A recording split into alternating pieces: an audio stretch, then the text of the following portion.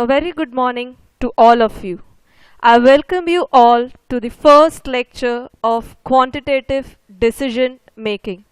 Myself, I am Dr. Gayatri Bund and I have done my BSc in Computer Science, MBA and PhD and now would be the course teacher for quantitative decision making.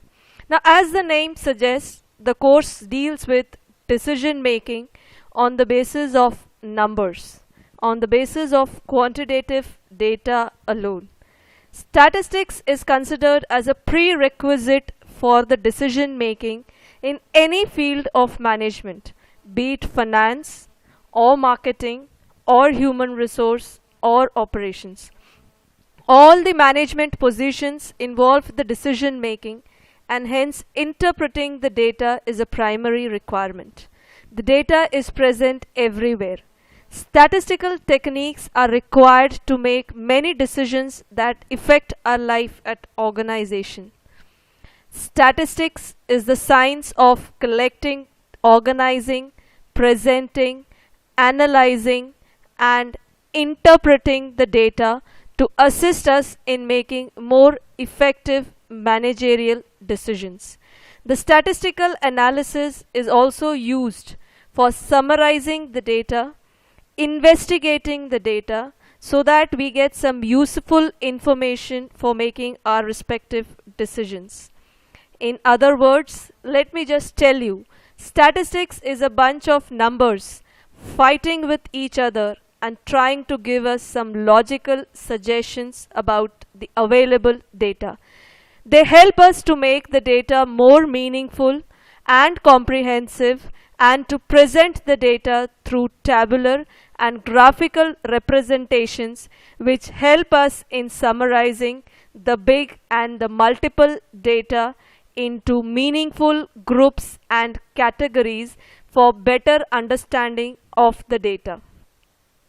The steps that we usually follow for describing our data is better included by the collection of data first, which is generally done through the survey of a population or a sample, which is then followed by categorizing the data and presenting it by way of tables and graphs, and finally using a statistical tool like measures of central tendency, correlation, regression, trend analysis to summarize and interpret information collected through the various sources. Let us start with a primary requirement for categorizing of data and systematic classified and tabulated data. Before we start, we need to understand some basic terminologies which is used in the tabulation and classification of data. The first of it is data. What is data? Data are the facts and the figures that are collected, summarized, analyzed and interpreted. Let me give you an example. For example, the stock price of IBM is $80. The sales revenue of IBM is $100 billion. These are individual datum which are together called as data. The data collected in a particular study are referred to as the data set. That is basically if we are considering the stock price and sales revenue of various firms like IBM, Dell and Apple, then these set of values of all the companies put together is called as a data set. For example, in the given table, we can find that the several stock exchanges considered, the respective annual sales and the shareholdings which are called as data. The various companies which are considered are called stock exchanges. These are called as the data set. The elements. Elements are the entities on which the data are collected. The various companies in the previous example are called as elements. A variable, as the name suggests, a characteristic of interest which varies for the different elements, like the sales revenue and the stock prices. These are called as variables. The set of measurements collected for a particular element is called as an observation. That means the sales revenue and the stock prices collected for a particular year together are called as observations. So let us look into the same example again. For this OTC stock exchange, the annual sales in millions is 74 and the shareholding earnings is 1.67. So this entire one row is called as an observation. The various elements considered: stock exchange is an element, annual sales is an element, shareholdings is an element. So these are the variables which have been considered in our data, and the different companies which have been considered are called as elements. Let us try to read this and try to find out a particular inference which we can draw from this given data. Let us read. In 1990, out of a total of 2000 students in a college, 1400 were from graduation and rest from post graduation. Out of the 1400 graduate students, 100 were girls. However, in all, there were 600 girls in the college. In 1995, the number of graduate students increased to 1700, out of which 250 were girls, but the number of PG students fall to 500, out of which only 50 were boys. In 2000, out of a total of 800 girls, 650 were for graduation, whereas the total number of graduates were 2200. The number of boys and girls in PG are equal. Now the numbers present in this paragraph makes it very difficult for interpretation. It in fact increases the complexity as I read through this paragraph. Hence, it is important to summarize the given data for a better understanding and a meaningful conclusion. So let us begin with the categories for classification. Now if you read the sum, we have identified the three important categories. The first category is the year, where there are 3 years data given, which is 1990, 1995 and 2000. The second category which we have identified is the gender. The first is the boys, the second is the girls. The third category which we have identified is the course, graduation and post-graduation. Now these are the three important categories which we have identified through the entire big paragraph which has been given to us. After the identification, it is important to tabulate the data. Now what do we understand by tabulation? The tabulation gives the data an orderly arrangement in order to highlight its basic characteristics. In the simplest way, if I have to define, it is basically a logical, systematic arrangement of data in rows and columns, which is designed to simplify our presentation for purpose of statistical analysis. The basic objective of data tabulation: one is to carry out the investigations of the data collected. Second, it helps us to make meaningful comparisons, like if we want to compare between the different year, the number of graduates, postgraduate, change in percentage, increase in the gender like boys and girls. The third category would be to locate for errors in the data, any missing data which is not yet collected by us or is required for further analysis. It helps us to study the trends analysis to identify the various increase and decrease which is happening with the data. It helps us to simplify the data of a paragraph into few numbers for logical conclusions. Now this is a basic format of a blank table which we have. We always have the caption where we put in the heading of the data we are going to enter. The various categories are divided into different headings and subheadings. Each of the subheadings has the various categories included, and we also have the row total and we have the column total. Let us try to put the given data into the meaningful conclusions. Now the data which I had read out to you. Let me put the heading as the course and the gender distribution of students for 1990, 95 and 2000. This entire course, which is basically a caption which can be varied and as named by the students as it is comfortable. The three data which we had, or the categories which we had, one was year, the other was gender, and the third was course. Maximally we always try to use the year data into a columnar form. The other two can be interchangeably used in the row and in the column. Now with the given data, like in 1990, total of 2000 students.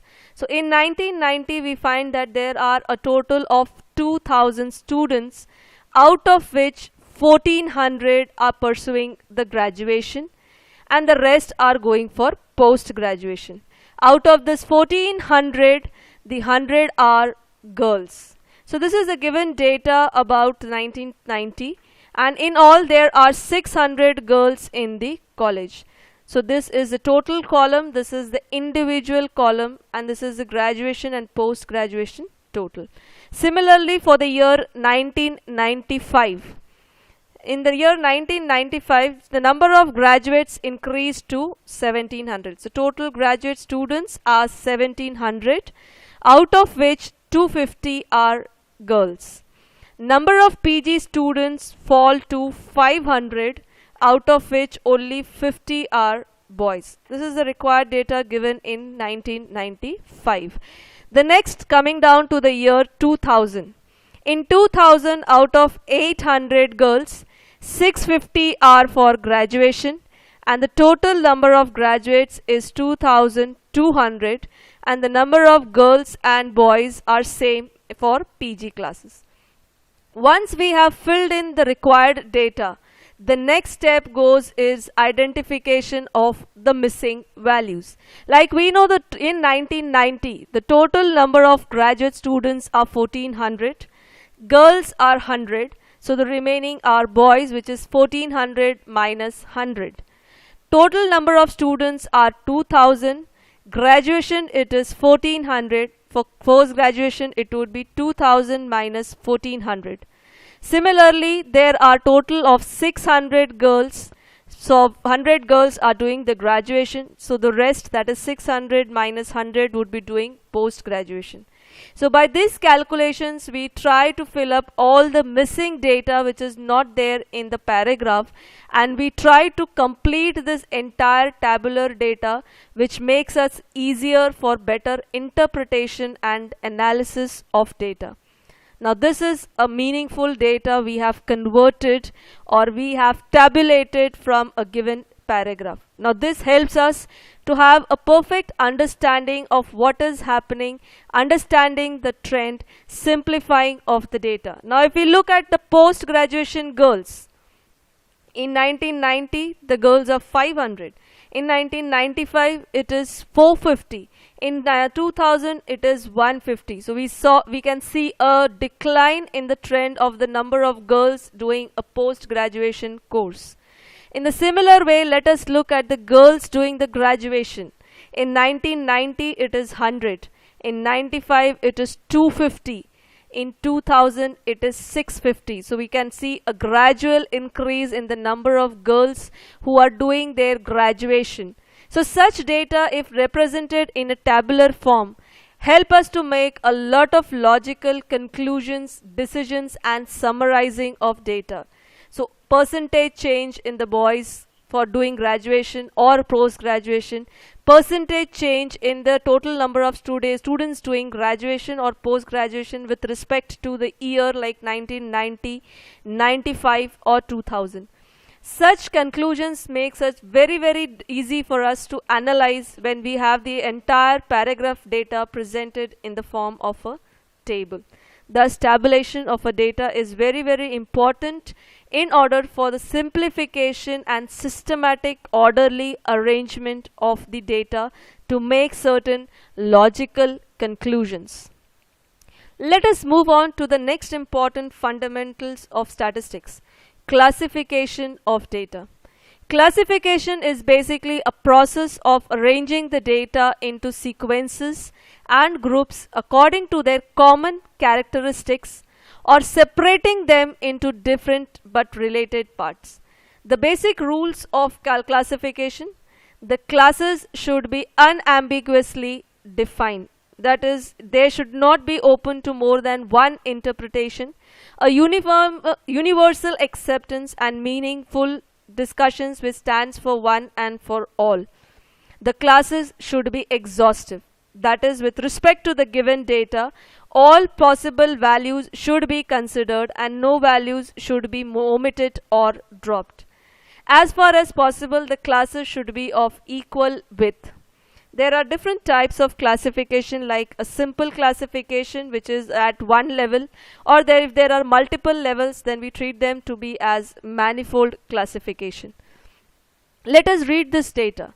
The table below presents the total number of overtime hours worked for 30 consecutive weeks by the machinist in a machine shop. The data displayed is here in a raw form. The numerical observations are not arranged in any particular order or sequence. So it is very difficult to make any kind of analysis through these 30 observations which have been given.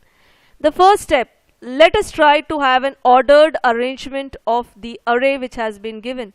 So looking at this, it provides a quick look at the highest and the lowest value, where we find the lowest overtime hours is 84 and the largest overtime hours is 95. It helps us to divide the data into various sections or parts, and it helps us for a more logical conclusions. Like 84 there are 2 values, 85 there are 2 values, 88 there are 4 values, 89 there are 3 values, and in this way we can find the total number of overtime hours. These are the respective ones called as tally mark. That is, for every individual value in the table gets a tally mark of 1. And once we have 4 important tally marks, the 5th is a cross. The 6th is again the vertical line, and the same process goes out at cutting out for every 5 intervals. So this is called as a frequency distribution. A frequency distribution divides the observations in a data set into conveniently established numerically ordered classes. Now, how to construct a frequency distribution? It can be one single values, or we can, if the number of the lowest and the highest is large, then we can group them into different classes. Now, how do we group them into different classes? As a general rule, we find that the frequency distribution should be at least 5 class intervals, but it should not be more than 15 classes. Now let us say if k represents the number of classes and n represents the total number of observations, then the number of classes which can be formed is equal to k is equal to 2 raised to the power of k is equals to n. Now over here, if we have 30 values, so 2 raised to the power of k is equal to 30. Now k will be equal to 2 into 2 4, 4 into 2 8, 8 into 2 16, 16 into 2 32. That means we need to go up till the total number of observations, or one more than the total number of observations.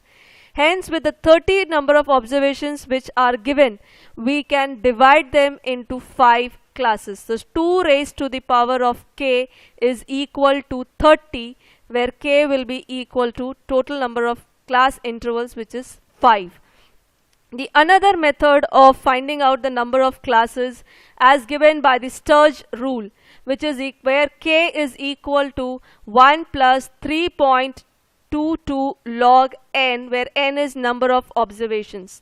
So we get that the total number of class intervals, or the classes which can be formed, is 5.75, which is approximately either rounded off to 5 or to 6. Now, how to determine the width of the class intervals? The width of the class interval is equal to the largest numerical value minus the smallest numerical value divided by the number of classes desired. Now, as we have seen with the logical array, the smallest value is 84, the largest value is 95, and the number of classes desired is 5. So the calculation would be a 95 minus 84 divided by 5, which is equal to 11 by 5, which is equal to 2.2. So approximately the width of the class interval can be taken to be 3. Now to determine the class limits for each class intervals, a class basically has two limits called as the upper limit and the lower limit. Now if suppose we have 84 as the lowest and each having a width of 3. So in that case the first class interval would be between 84, 85, 86. So 84 to 86, which includes the values 84, 85 and 86. But here again we have two different ways of classification. One which is called as an exclusive method, the other which is called as an inclusive method. Exclusive method is like 30 to 40 and 40 to 50. Over here the 40 is excluded in the first class interval and is included in the second class interval of 40 to 50. That means any data set having a value of 40 will not be included in 30 to 40 but would be included in 40 to 50. This is called as an exclusive series. So in this exclusive series, the numbers considered in 30 to 40 would ideally be from 30 to 39. The next class interval would be from 40 to 49. So this is called as an exclusive series where 40 is excluded in the previous class interval and is included in the next class interval.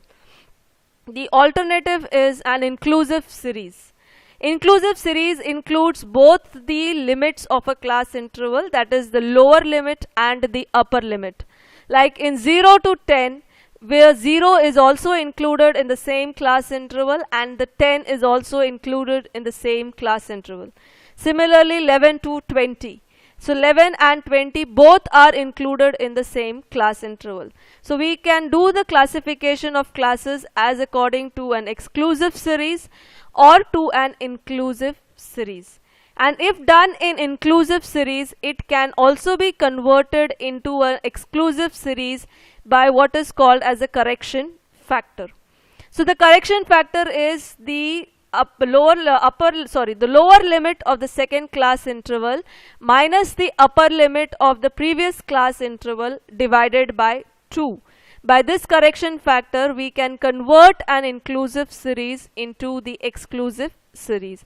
I suppose I have been able to deliver and give you certain basics of requirements for tabulation and classification of data, which forms the crux of a statistics. And once we have this particular data in a tabular form, in a classified form, it makes us much more easier to analyze the data, summarize the data, investigate the particular data.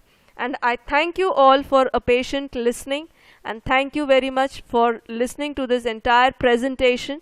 For any queries, you can contact the faculty course teacher, Dr. Gayatri Band. Thank you everyone.